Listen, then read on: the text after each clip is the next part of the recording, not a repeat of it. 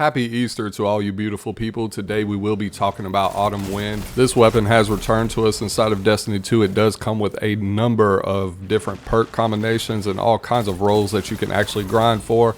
Now all the gameplay footage is from Iron Banner, and you know it is with skill-based matchmaking, so take it as it may seem. Sometimes I go on a streak, sometimes I struggle a little bit. It just depends on who you're playing against. But like I said, we do have a lot of roles to go over. Now, first and foremost, before we actually get into the roles, let's break down a little bit of information that will be beneficial to you all.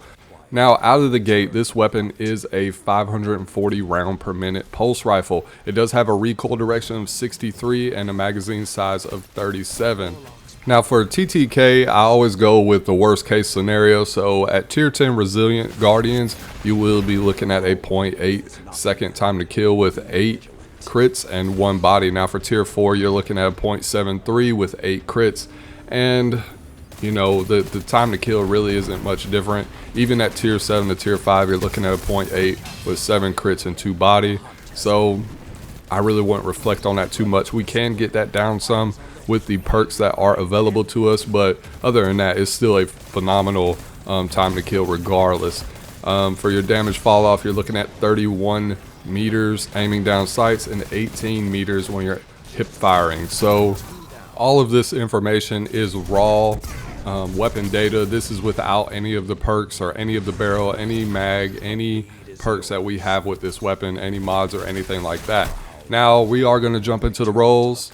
Now for my Autumn Wind, I do have a few roles that I've tried out. You can get Autumn Wind very easily inside the Crucible, so you'll get multiple drops as long as you're playing PvP. With that being said though, I highly recommend that you guys at least rank up 3 times. Just reset your rank 3 times, and that will give you the opportunity to acquire 3 perks or 3 traits in your last 2 columns. Sometimes you'll hit it every time, sometimes you won't.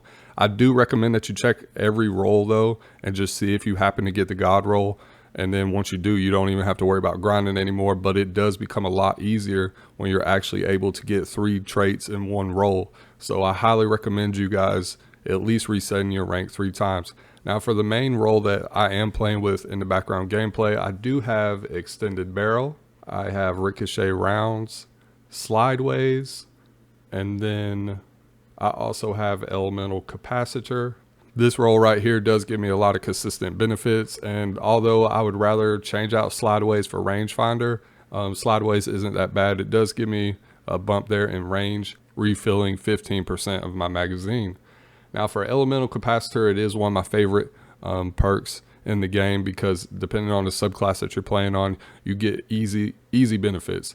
It's kind of like perpetual motion where you get just benefits from just moving around. It makes the weapon feel a lot more consistent. So if you're using a void subclass, you do get that huge bump in stability, which I like. I feel like solar is really the one that's lacking the most. You just get an increase of reload speed. I don't really care for that because there's ways to work around that, like dodging with your hunter or using Ophidian aspect on the warlock, stuff like that. Void and arc are the best for me. I love snappy weapons, so when I play on arc class, it does increase my handling by plus 50, which is huge, so it definitely makes the weapon feel a lot more snappy. Now I also have a role with hammer forged rifling, high caliber rounds, rangefinder, and multi-kill clip. And multi-kill clip is cool. I mean, majority of the time you'll only get the ×1, and it does in fact bump up that TTK, so you'll have a faster time to kill with 7 crits 1 body at tier 10 resilience. But I don't know, I really liked the way the weapon felt with elemental capacitor, especially on the void subclass. I was able to just snag shots. The weapon kind of did the work for me. It didn't feel quite as bouncy as it normally would. Now for both of the roles that I have listed that I absolutely love the most, we are doing with a range masterwork, so that's very simple to actually understand. We are going to go for the range here just because the range is a little lacking.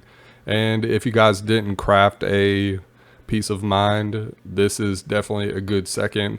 I do like Peace of Mind more just because you're able to craft it. It does feel a lot better, but Autumn Wind is definitely a weapon to be reckoned with, especially since it's so easy to grind out roles. You just have to play the game for the most part. Now if I had to go for PvE, I would probably stick with hammer forged rifling, and then I'd probably actually go with appended mag just because I get a bump there in my mag size, but I'm not sacrificing any other additional benefits. You could go with extended mag, but it makes the reload even worse than it already is.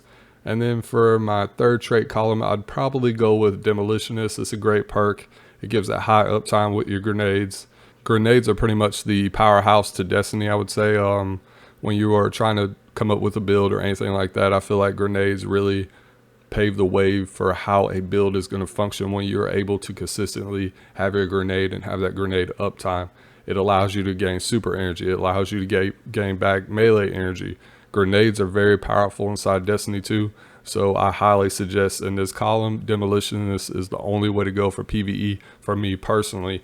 Now, if you guys have other builds or other perks that you would use, please let me know in the comments down below. Now, for my final trait column, there's a bunch of different options you can go with. You can go with Swashbuckler, that's a good perk. Rampage, we also have Vorpal Weapon. We do have Frenzy as well, which is fantastic perk. It does provide a lot of passive benefits just for being in combat. We also have Adrenaline Junkie, which definitely ups that damage to 33% once you get those 5 stacks. And then if you do get a grenade kill, you automatically get those 5 stacks. So Demolitionist and Adrenaline Junkie pair very well together. Those would, I wouldn't say, if you did get Demolitionist and Rampage or Swashbuckler or Vorpal Weapon, the weapon's going to be pretty good. If you got Frenzy, it's even better. But if you got Adrenaline Junkie with a Demolitionist, I mean, that's a 5 out of 5 god roll to me.